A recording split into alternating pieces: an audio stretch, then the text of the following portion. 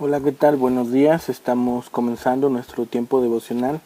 En esta ocasión ya estamos en nuestro devocional número 16, basado en el libro de Génesis de esta serie de Pentateuco. Pentateuco, recuerden, son los 5 primeros libros de la Biblia.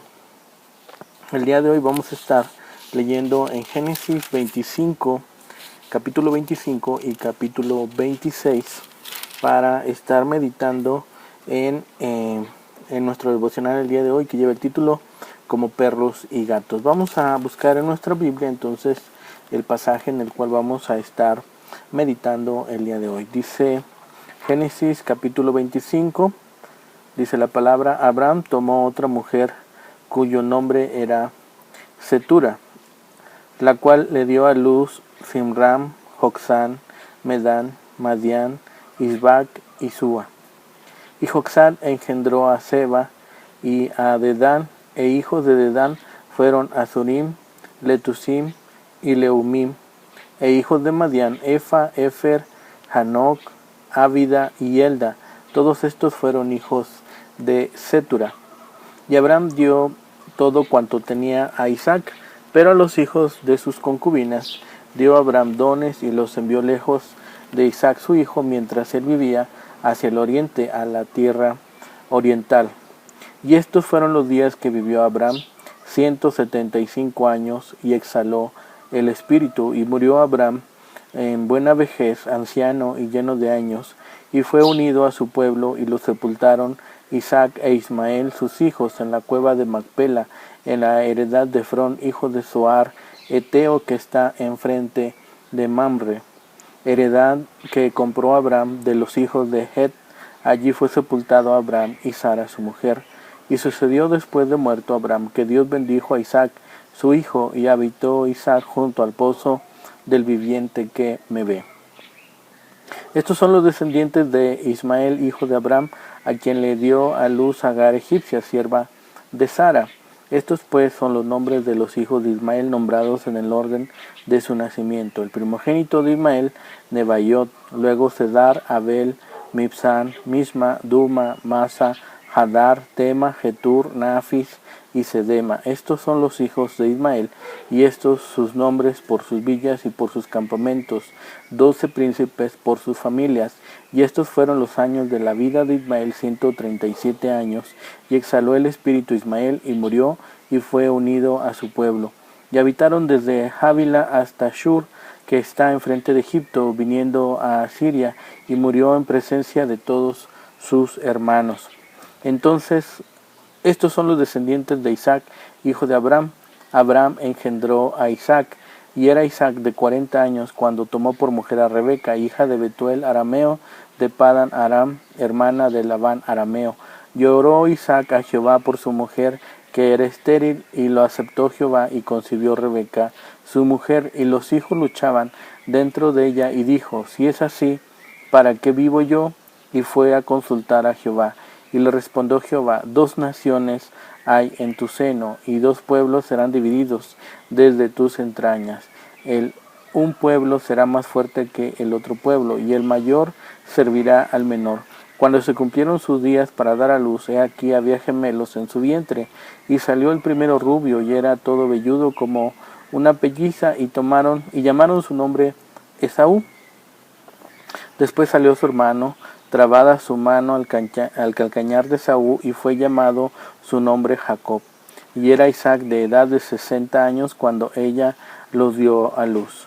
Y crecieron los niños, y Esaú fue diestro en la casa, hombre de campo, pero Jacob era varón quieto, que habitaba en tiendas. Y amó Isaac a Esaú, porque comía de su casa, mas Rebeca amaba a Jacob. Y guisó Jacob un pontaje, y volviendo Esaú del campo cansado, dijo a Jacob: te ruego que me des a comer de ese guiso rojo, pues estoy muy cansado. Por tanto fue llamado su nombre Edom. Y Jacob respondió: véndeme en este día tu primogenitura. Entonces dijo Esaú: he aquí, yo me voy a morir, ¿para qué pues me servirá la primogenitura? Y dijo Jacob: júramelo en este día. Y él le juró, y vendió a Jacob su primogenitura. Entonces Jacob dio a Esaú pan pan y del guisado de las lentejas. Y él comió y bebió y se levantó y se fue. Así menospreció Esaú la primogenitura. Capítulo 26. Después hubo hambre en la tierra, además de la primera hambre que hubo en los días de Abraham, y se fue Isaac a Abimelech, rey de los filisteos, en Gerar, y se le apareció Jehová y le dijo: no desciendas a Egipto, habita en la tierra que yo te diré. Habita como forastero en esta tierra, y estaré contigo y te bendeciré, porque a ti y a tu descendencia daré todas estas tierras, y confirmaré el juramento que hice a Abraham tu padre. Multiplicaré tu descendencia como las estrellas del cielo, y daré a tu descendencia todas estas tierras, y todas las naciones de la tierra serán benditas en tu simiente. Por cuanto oyó Abraham mi voz, y guardó mis preceptos, mis mandamientos, mis estatutos y mis leyes. Habitó pues Isaac en Gerar, y los hombres de aquel lugar le preguntaron acerca de su mujer, y él respondió: es mi hermana, porque tuvo miedo de decir: es mi mujer, pensando que tal vez los hombres del lugar lo matarían por causa de Rebeca, pues ella era de hermoso aspecto. Sucedió que después que él estuvo allí muchos días, Abimelech, rey de los filisteos, mirando por una ventana, vio a Isaac que acariciaba a Rebeca su mujer, y llamó a Abimelech a Isaac y dijo: he aquí, ella es de cierto tu mujer. ¿Cómo pues dijiste: es mi hermana? E Isaac le respondió: porque dije, quizá moriré por causa de ella. Y Abimelech dijo: ¿por qué nos has hecho esto? Por poco hubiera dormido alguno del pueblo con tu mujer, y hubieras traído sobre nosotros el pecado. Entonces Abimelech mandó a todo el pueblo, diciendo: el que tocare a este hombre o a su mujer, de cierto morirá. Y sembró Isaac en aquella tierra, y cosechó aquel año 100 por 1, y lo bendijo Jehová. El varón se enriqueció y fue prosperado, y se engrandeció hasta hacerse muy poderoso, y tuvo hato de ovejas y hato de vacas, y mucha labranza, y los filisteos le tuvieron envidia. Y todos los pozos que habían abierto los criados de Abraham su padre en sus días, los filisteos los habían cegado y llenado de tierra. Entonces dijo Abimelech a Isaac: apártate de nosotros, porque mucho más poderoso que nosotros te has hecho. E Isaac se fue de allí y acampó en el valle de Gerar y habitó allí. Y volvió a abrir Isaac los pozos de agua que habían abierto en los días de Abraham su padre, y que los filisteos habían cegado después de la muerte de Abraham, y lo llamó por nombres que su padre los había llamado. Pero cuando los siervos de Isaac cavaron en el valle y hallaron allí un pozo de aguas vivas, los pastores de Gerar riñeron con los pastores de Isaac, diciendo: el agua es nuestra. Por eso llamó el nombre de pozo Esek, porque habían altercado con él. Y abrieron otro pozo y también riñeron sobre él, y llamó su nombre Sitna. Y se apartó de allí y abrió otro pozo, y no riñeron sobre él, y llamó su nombre Rehobot, porque ahora Jehová nos ha prosperado, y fructificaremos en la tierra.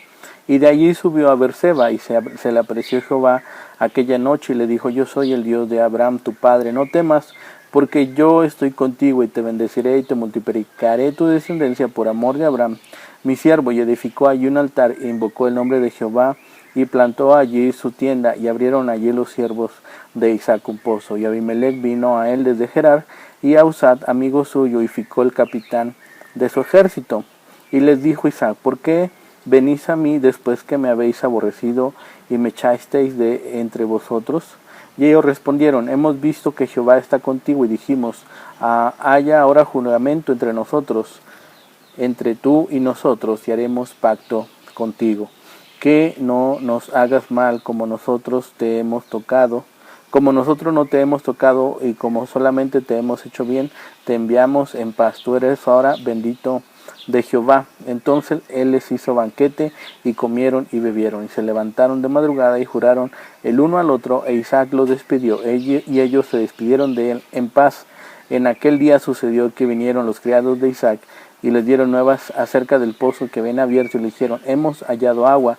Y se llamó Seba. Por esta causa el nombre de aquella ciudad es Beerseba hasta este día. Y cuando Esaú era de 40 años, tomó por mujer a Judith, hija de Beeri-eteo, y a Basemat, hija de Elón-eteo, y fueron amargura de espíritu para Isaac y para Rebeca.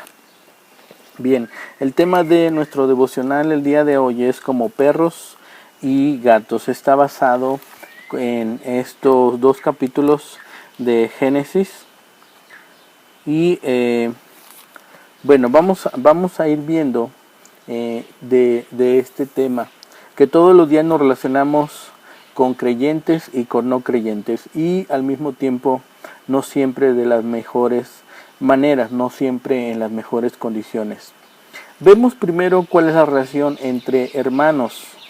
Desde antes de nacer, Esaú, el primogénito, porque salió primero, y Jacob, que como no pudo salir primero, se agarró al pie del hermano, se trataron como perros y gatos. Vemos ahí en el capítulo 25, en el versículo 22 y 23, dice: y los hijos luchaban dentro de ella, y dijo: si es así, ¿para qué vivo yo? Y fue a consultar a Jehová, y le respondió Jehová: dos naciones hay en tu seno, y dos pueblos serán divididos desde tus entrañas.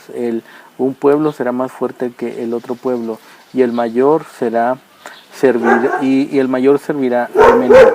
Había entonces enormes diferencias entre ambos hermanos, y hay una diferencia física entre ellos, y vemos del versículo 24 al 27, dice: cuando se cumplieron sus días para dar a luz, he aquí había gemelos en su vientre, y salió el primero rubio, y era todo velludo como una pelliza, y llamaron su nombre Esaú. Después salió su hermano, trabada de su mano al calcañar de Esaú, y fue llamado su nombre Jacob, y era Isaac de edad de 60 años cuando ella los dio a la luz. Es importante reconocer nuestras diferencias con los hermanos, los de la familia y los de la iglesia. No somos iguales, pero nuestras diferencias de habilidades, talentos, capacidades, gustos, ideas, dones, conocimiento, autoridad, nunca deben ser causa de peleas, discusiones o rivalidades, porque todos somos hermanos. Eso es lo que ha dispuesto Dios, que cada uno de nosotros tengamos distintos dones, y todos sirvan para edificación unos con otros. La rivalidad entre Esaú y Jacob lamentablemente también estaba alimentada por sus propios padres. ¿A quién prefería Isaac y por qué? ¿A quién prefería Rebeca?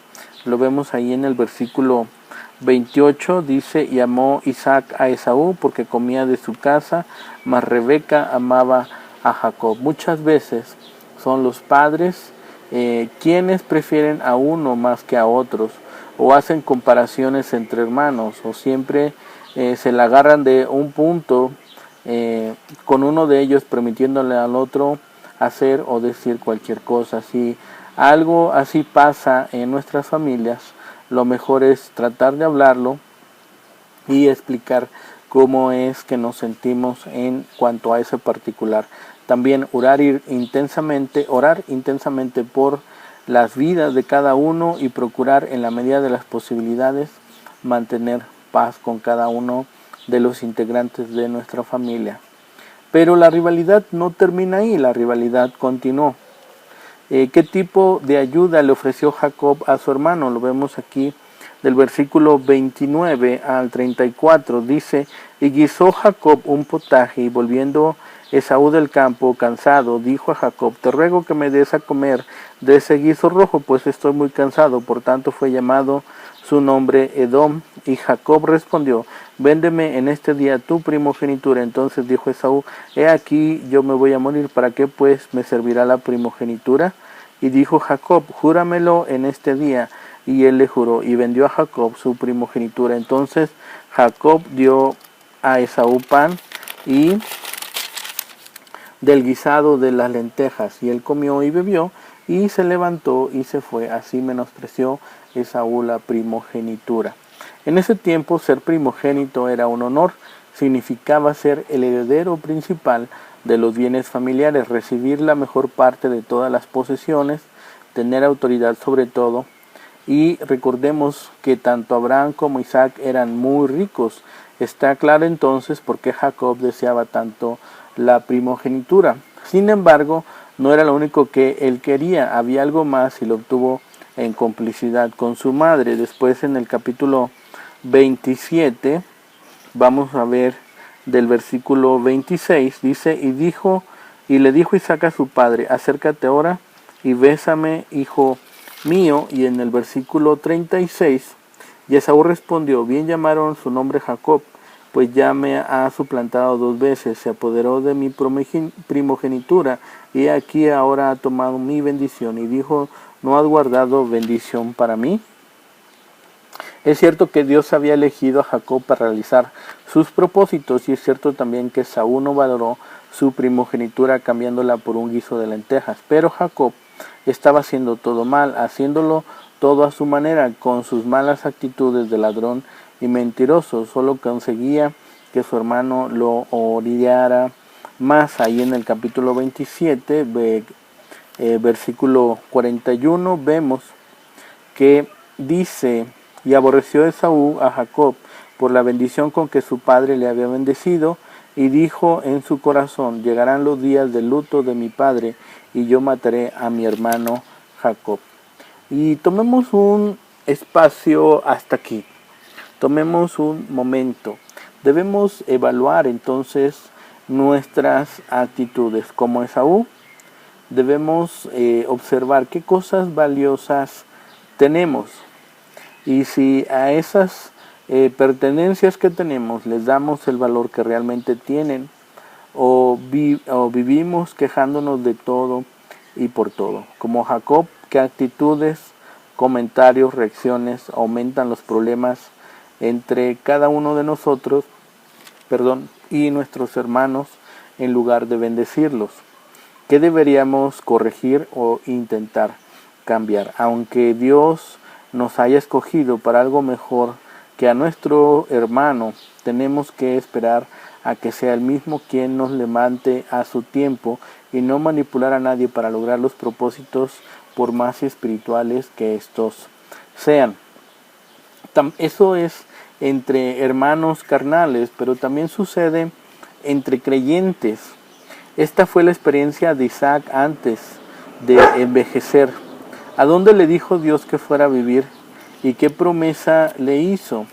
Vemos allí en el capítulo 26, después que hubo hambre en la tierra, además de la primera hambre que hubo en los días de Abraham, y se fue Isaac a Abimelec, rey de los filisteos, en Gerar, y se le apareció Jehová y dijo, no desciendas a Egipto, habita en la tierra que yo te diré.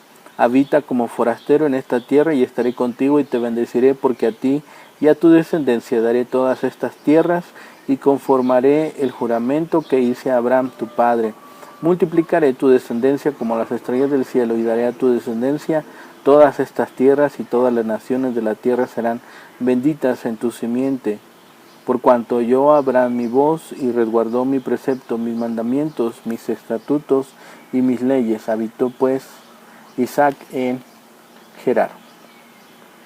Sí, esa fue la experiencia de Isaac antes de envejecer. Isaac viviría como forastero en medio de un pueblo pagano. ¿Cómo fue su testimonio entre ellos? ¿Por qué mintió? ¿Qué consecuencias podría haber causado su mentira? Vemos ahí del versículo 7 al 10 del capítulo 26, dice, y los hombres de aquel lugar le preguntaron acerca de su mujer, y él respondió, es mi hermana, porque tuvo miedo de decir, es mi mujer, pensando que tal vez los hombres del lugar lo matarían por causa de Rebeca, pues ella era de hermoso aspecto. Sucedió que después que él estuvo allí muchos días, Abimelec, rey de los filisteos, mirando por una ventana, vio a Isaac que acariciaba a Rebeca, su mujer, y llamó a Abimelec a Isaac y dijo, he aquí, ella es de cierto tu mujer. ¿Cómo pues dijiste, es mi hermana? Isaac le respondió, porque dije, quizá moriré por causa de ella. Y Abimelec dijo, ¿por qué nos has hecho esto? Por poco hubiera dormido alguno del pueblo con tu mujer, y hubieras traído sobre nosotros el pecado. Hubo un mal testimonio de Isaac junto con este pueblo inconverso. Y finalmente vemos un conflicto entre Isaac y Abimelec. Está aquí del versículo 12 al 25, y dice, y sembró Isaac en aquella tierra y cosechó aquel año 100 por 1, y lo bendijo Jehová. El varón se enriqueció y fue prosperado, y se engrandeció hasta hacerse muy poderoso, y tuvo hato de ovejas y hato de vacas y mucha labranza, y los filisteos le tuvieron envidia, y todos los pozos que habían abierto los criados de Abraham su padre en sus días, los filisteos los habían cegado y llenado de tierra. Y vemos este conflicto y culmina hasta el versículo 31 en lo que llegan unos hombres, y dice el versículo 26, y Abimelech vino a él desde Gerar, y a Usat, hijo amigo suyo, y Ficol, capitán de su ejército, y le dijo Isaac, ¿por qué venís a mí?